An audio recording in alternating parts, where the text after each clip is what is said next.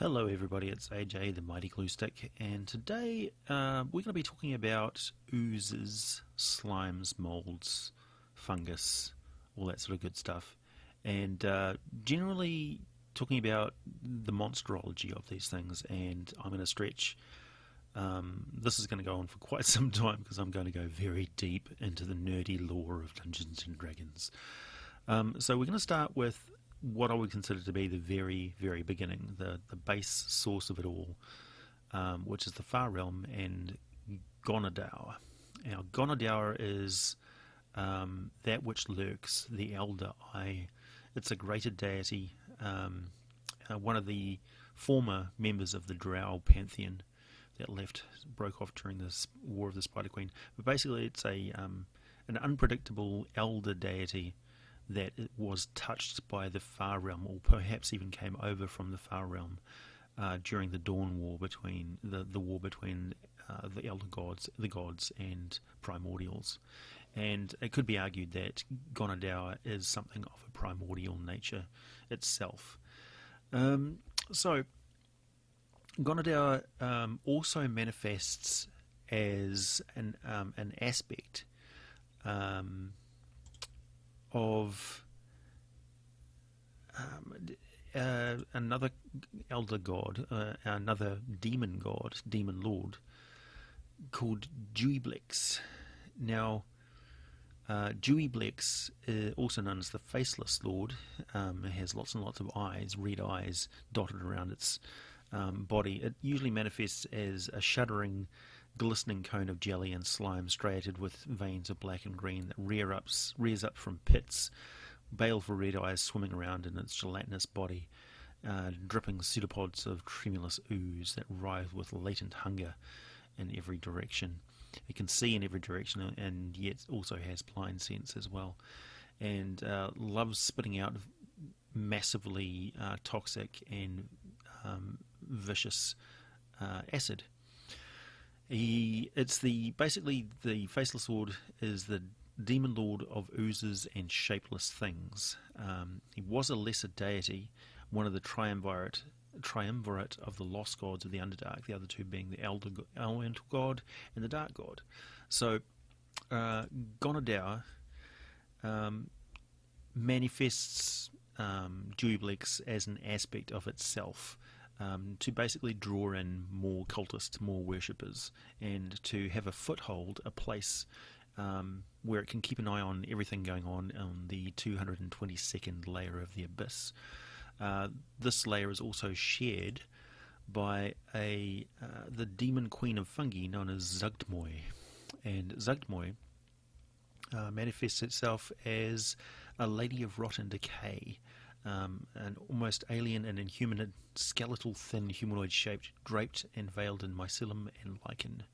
She and her servants are almost a soulless mockery of living creatures. She manifests in a huge lair made of 24 huge, ginormous mushrooms in a massive palace, which is called Shedakla. And it's all connected up with interconnected bridges lined with countless chambers and tunnels, and it's over top of Deweyblix's slime pits, and the slime pits are a horrific place, completely nasty. You wouldn't want to go there under any circumstances unless you're massively powerfully protected. And of course, the fungal domain of the Queen of Fungi is absolutely rife with decomposing hosts, rotting mold and vegetation, mushrooms, spores that waft constantly throughout the air, and you can't basically go through there without being infected by the pervasive decay and entropy of her realm. Of course, she delights in taking over the cultists, many of them who unwittingly and unknowingly follow her because they've been infected by the spores and either mind-controlled or transformed, serving as extensions of her until they're consumed mind, body and soul, and their souls end up joining her in this fungal palace where they slowly warp and decay until they just become part of the cursed ecology of her realm, not even knowing that they've actually transitioned into hell. So, yeah, the abyss, nasty place. And Dublex is a fantastic critter. And whenever he's around, he exerts control over all of the oozes and fungi and stuff around.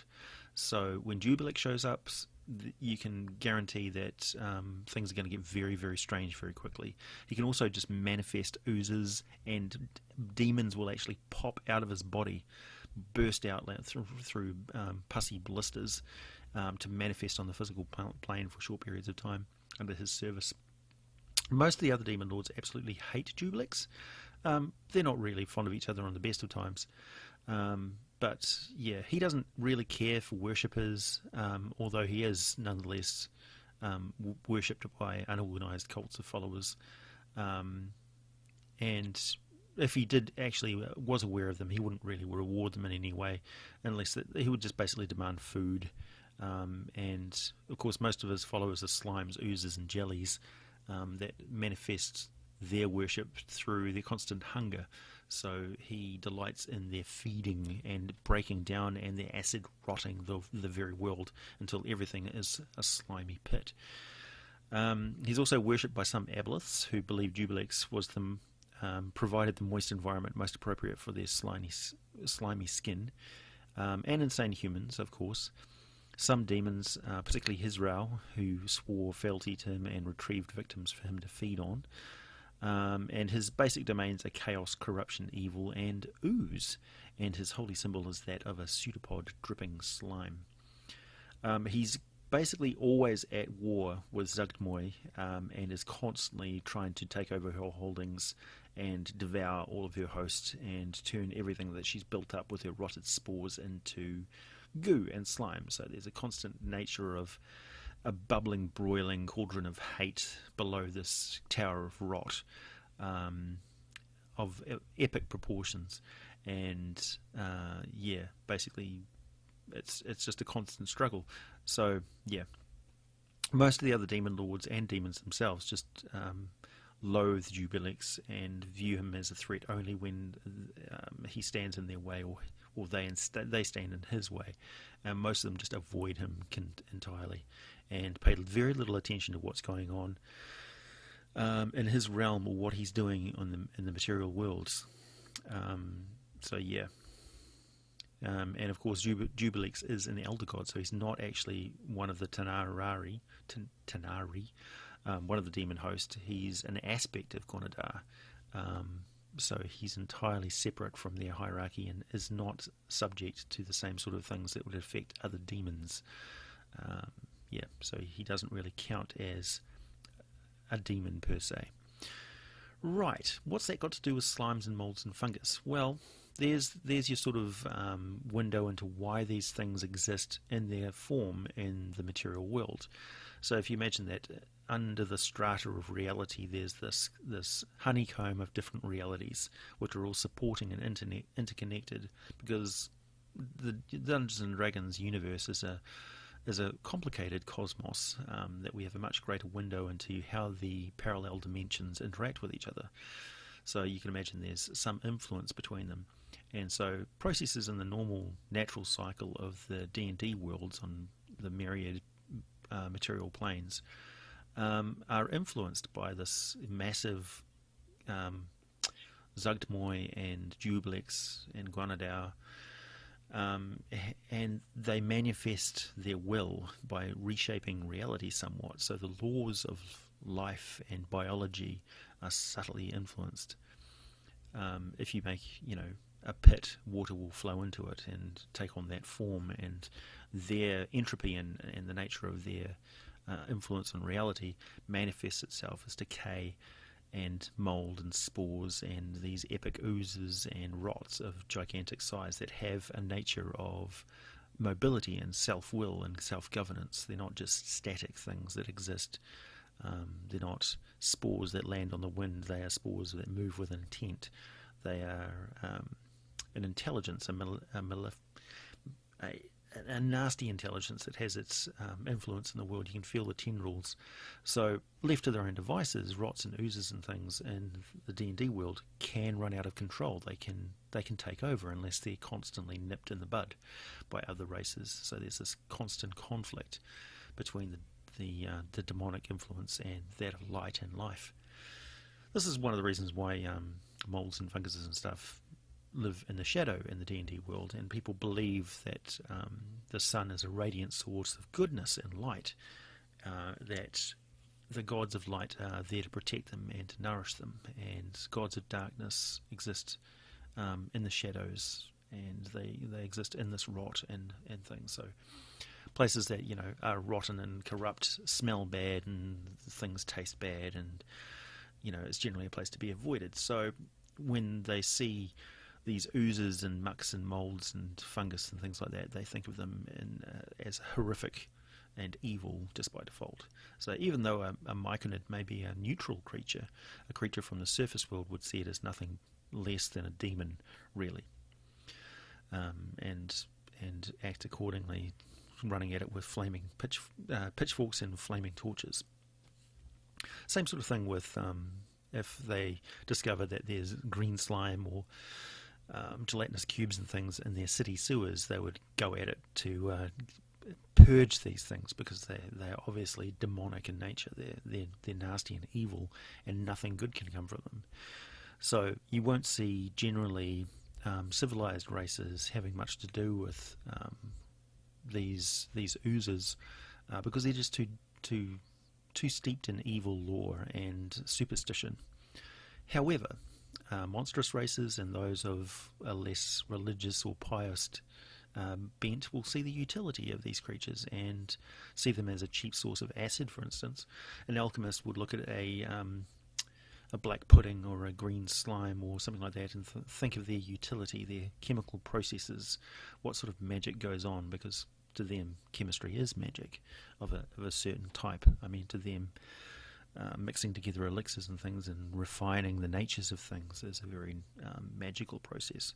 It's not chemistry and not numbers and mathematics like we think of it today. So let's have a look at some of the actual oozes and slimes and things themselves. If you look at it, what sort of steps of separation from the outer planes to more natural sort of things, because there's a very wide variety of oozes and slimes and things, very wide, and they are very, very adaptable to different environments and things, and to your needs as a dungeon master to create exactly what you need for any situation, and to just throw completely weird stuff. So I've talked about this before, but one of my creations which went really well in a game was this thing called the pink slime. And oddly enough, I don't think the characters ever actually encountered the pink slime directly, just just a byproduct of it, which was so the nature of the green slime is it's a slightly intelligent slime that manifests itself as little pink bubbles, sort of nobules that move around slowly, but it is capable of fairly advanced behaviour for a slime, and that it's quite predatory. However, it's also quite weak, and it's smart enough to realise that it's going to get pounced on if it actually tries to attack anything mobile. So what it does instead is it's developed this spray of chemicals that it throws at targets.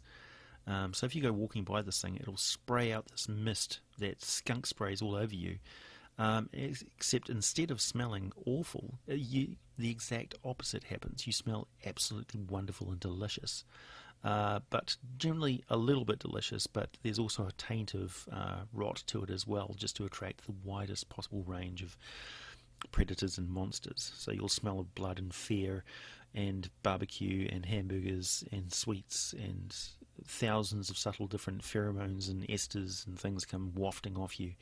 And it's very hard to rub this crap off, because it's a chemical ick that binds to you and produces this smell potently for hours at a time.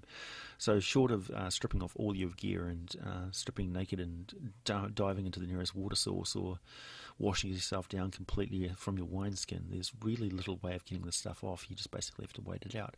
However, while you're doing this and while you're wearing this stink, it's attracting all of the predators in the area that are downwind from you that will immediately come hunting after this source of delicious smell. Meanwhile, the little pink slime is following along stealthily in your wake, waiting for the inevitable combat to ensue and cleaning up the carrion, the leftovers, the dead bodies that are left behind. Either you or the carrion, or the predators that you've killed that have come for you. So this is a very effective survival technique for the pink slime, the little pink slime. It's quite a passive little creature, but it can cause an awful lot of trouble. So you may be aware of a pink slime in your area. They may lurk into a town or a city or something like that, and all of a sudden your cat or dog smells delicious and is being chased by all the other dogs and cats, and you wonder why. And then some money-orientated alchemist or a scholar chases down one of these pink slimes, because if they can extract that spray and refine it and turn it into a food additive, it instantly turns the food into the most addictive meal known. And what happened in my campaign is that they came across sacks of these pink crystals and added them to onion dip.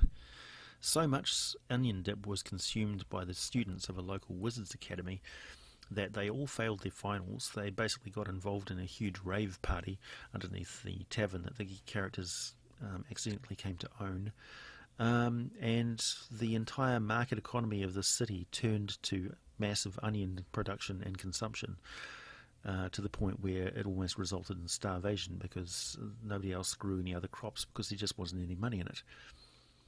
So, yeah. That was an interesting aspect of that campaign, and they didn't even encounter the pink slimes. They just dealt with these sacks of food additive crystals. Super supreme MSG.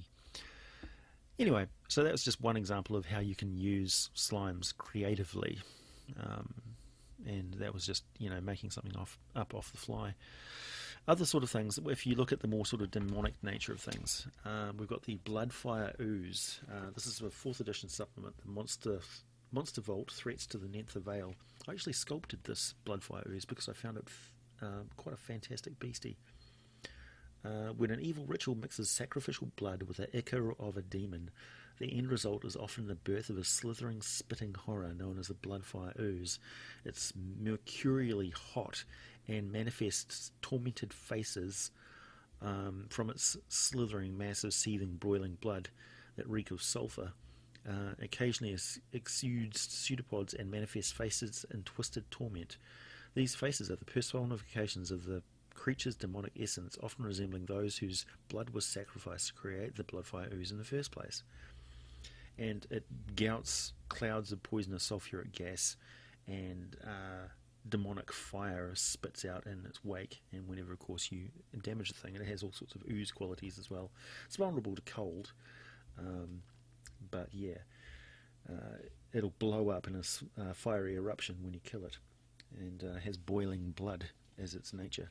So that thing is not natural in any way. It's basically a large elemental beast. It's a combination of fire and ooze, and I would also say that it's a demonic entity. Then we've got things like what we got here. This is the Dungeons & Dragons Monster Manual 3, again 4th edition.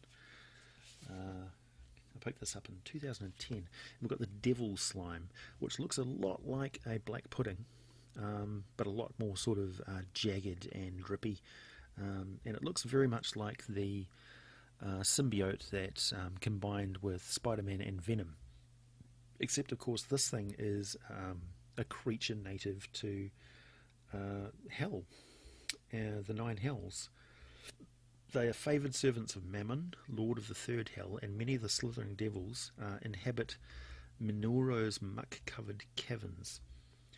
So they're born of loathing, intrigue, and anger. They are often the souls of torturers and inquisitors, an amalgamation of the corrupt souls that have come to rest in the swamps of Minoros, filled with arrogance and hate. These souls are pulled indelibly towards Minoros until they come to rest in the swamps. There, each soul's roiling mess of emotions seeps into the acidic black sludge, and from it, a slime devil emerges. So they travel in packs with shock troops and legion devils, and they prefer to work with withering devils because of their complementary abilities. And in the world, the slime devil is the favoured tool of devil-worshipping regents who covet the creature's ability to pull answers from enemies, because what this thing does is it latches onto its victim and drains them of their memories. They're caustic, so they'll burn your body with acid, but they also scour the mind.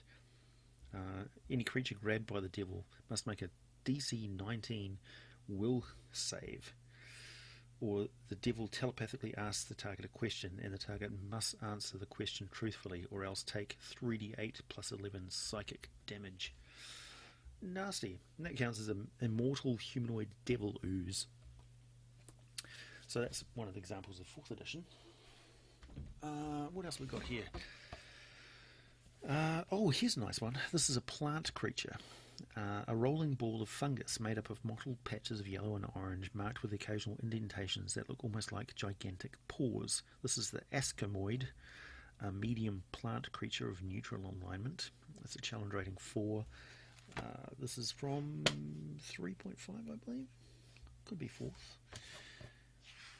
When did I pick this up? 2007, so must have been a while ago.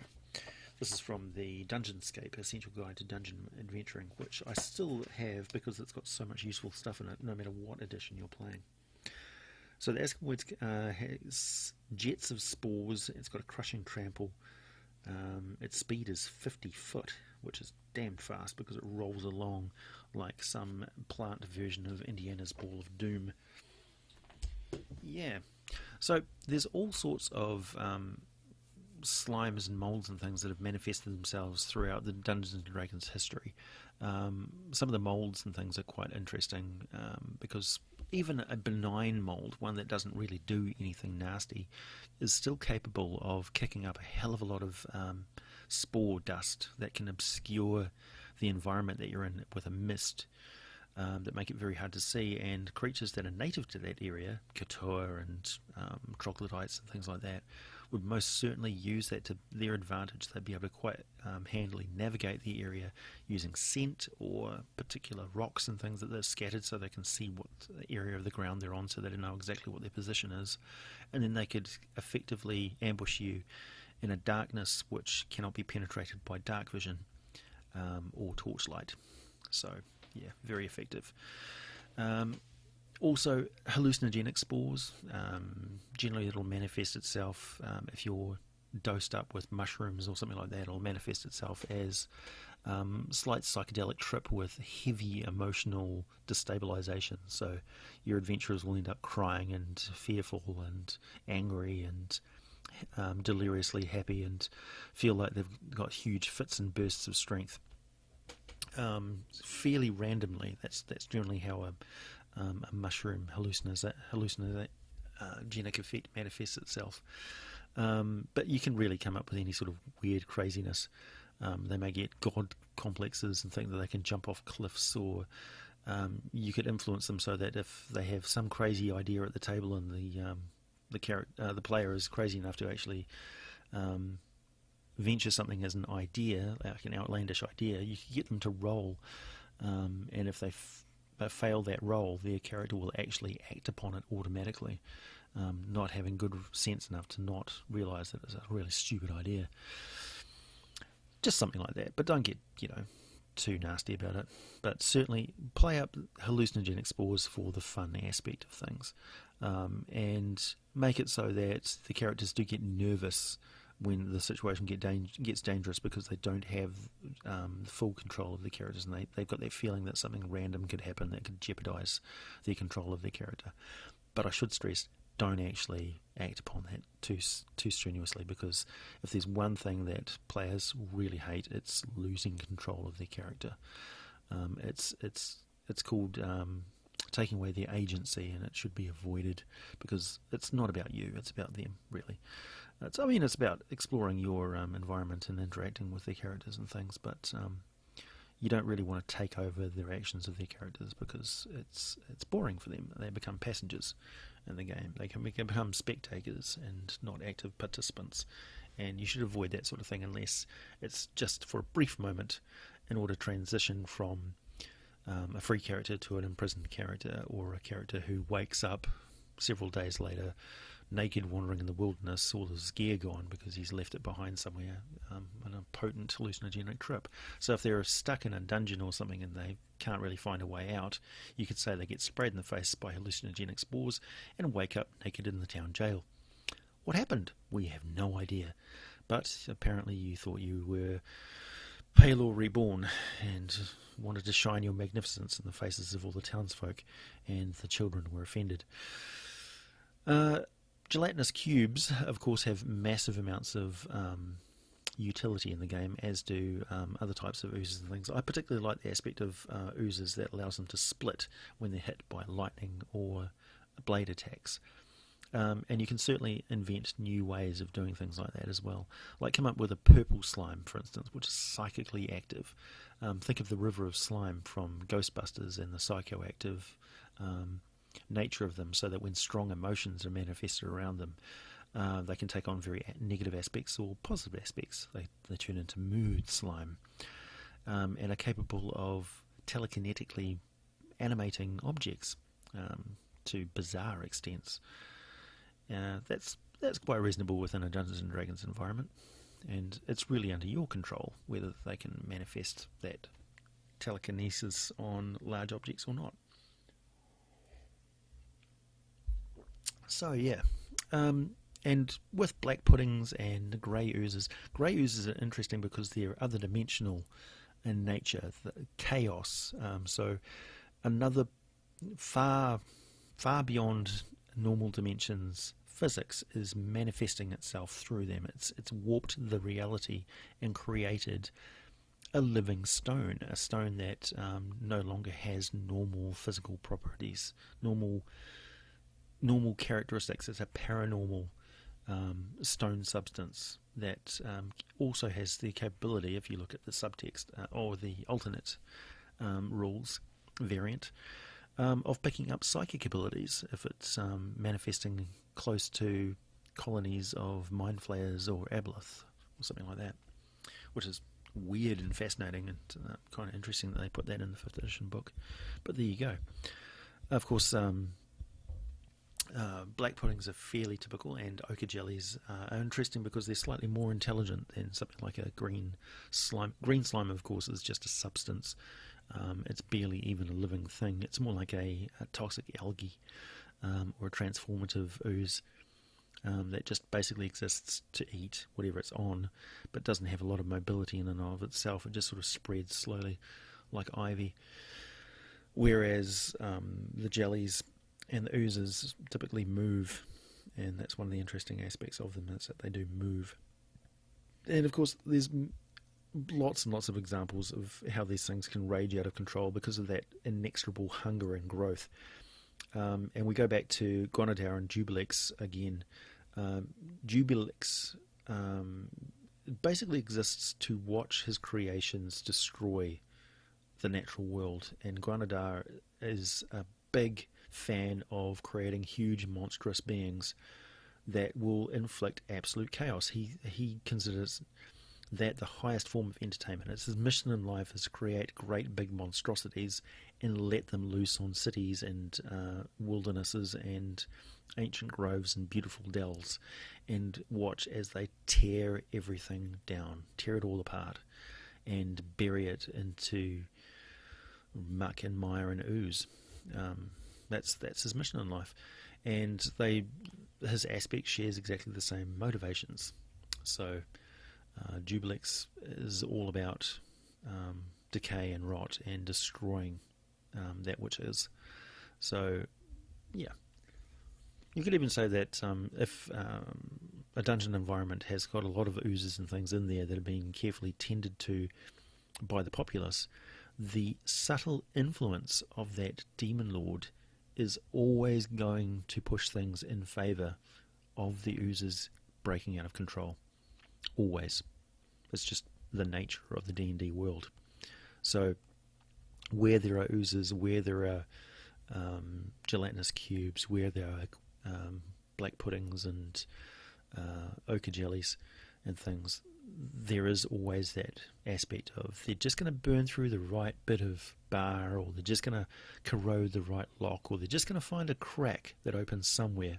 There'll be an earthquake that opens up a slight crack in a wall, and that ooze will make its way through into places where it wasn't supposed to be. And next thing you know, they're in the water supply, they're eating up the rations, they're growing to enormous size, and the entire complex has become overrun by these things which can no longer be controlled because they're burning everything with acid and bringing it all down. They've eaten through the pillars, they've broken through, they've corroded the supports for the left-hand shaft, and nobody can get out. And the cubes are coming, and we can't get past them. Yeah. So everything gets eaten, everything gets destroyed, everything gets transformed, everything is returned to the slime and the muck and the dust. And Guanadar is happy. So, yeah. Now, of course, using them in your campaign, they can exist in all sorts of different environments. There is, in our world, in the normal world of you and I, we see all sorts of extremophiles, which are archaea. So these are the very first living organisms that existed back billions of years ago, when there were no complex organisms on the earth. But there was an enormous amount of variety, down to the very cellular level of how things work. Even the chemistry of some of these archaea is completely alien. We think of animals and life on Earth as all being related. But there's quite a lot of things, like if you go into a volcanic pond and you see the beautiful colours there, it's caused by these ancient archaea, which are digesting sulfur or existing on different types of heavy metals and things. They are alien, just as alien as bug-eyed beings which drop down from the stars. They evolved separately. So you could say that life evolved many times on Earth, all at the same time. Or perhaps it was constantly raining down upon us from space. Who knows? We'll need outside sources to verify.